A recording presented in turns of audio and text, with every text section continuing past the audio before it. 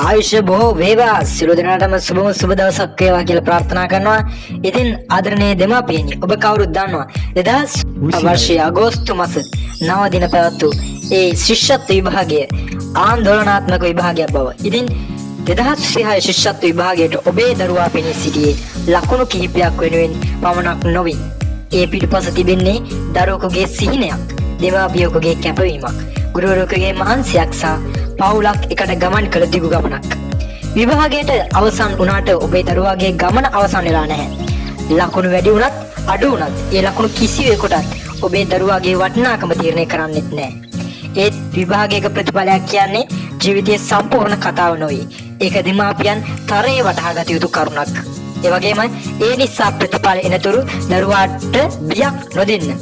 කීයක් ලැබෙයිද කියලා නැවත නැවත අහනවට වඩා ඔයාගේ උපරිමය කළාද? එහෙනම් අපි ආඩම්බරයි කියන වචනේ තමන්ගේ දරුවට කියන්න.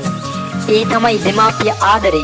ඉතින් ඒක තබා ගන්න. ඒ වගේම තමයි දරුවාට මතක හිටින්නේ ලකුණු පත්‍රය විතරක් නොවේ. මේ අවස්ථාවේදී අම්මා තාත්තා තමන්ට කොහොම ආදරෙන් වැළඳගත්තද? වැරදුනාම කොහොම ශක්තියක් වුණාද? බය වුණාම කොහොම ධෛර්යය දුන්නද කියන දේවල් විතරයි ඔබේ දරුවාට අවශ්‍ය වෙන්නේ. ඒ වගේම අද ඔබේ දරුවාට ලකුණු අඩු වෙන්න පුළුවන්. හෙට ඒ දරුවගේ දක්ෂතාවය වෙනස් ශාස්ත්‍රයකින් ලෝකෙට පෙන්වන්නත් පුළුවන්. ජීවිතේ ජයග්‍රහණය තීරණය කරන්නේ එක් විභාගයක ලකුණකින් නොවේ. උත්සාහය, විශ්වාසය, අධ්‍යාපනය, යහපත් ගතිගුණ සහ අත් නොහැරීම යන ඒ විශ්වාසනීය ක්‍රියාදාම තුළයි දරුවාගේ අධ්‍යාපනය තීරණය වෙන්නේ. ඒ නිසා දෙමාපියනි ප්‍රතිඵලය කුමක් වුවත් ඔබේ දරුවාගේ අතහරින්න එපා. ඔහුට හෝ ඇයට කියන්න.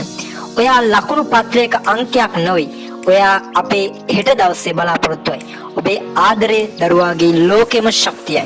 2026 වර්ෂයේ ශිෂ්‍යත්ව විභාගයට පෙනී සිටි සියලුම දරුවන්ටත් ඔවුන් වෙනුවෙන් දිවා රැ කැපවුණු සියලුම දෙමාපියන්ටත් අපගේ උණුසුම් සුබ පැතුම් එක්කරනවා සේම අද ලකුණු කුමක් වුවත් හෙට දවසේ ඔබේ දරුවාට විශාල ජයග්‍රහණයක් ලැබිය හැකි විශ්වාස කරන්න, ධෛර්යය දෙන්න, දරුවා සමග ඉදිරියට යන්න.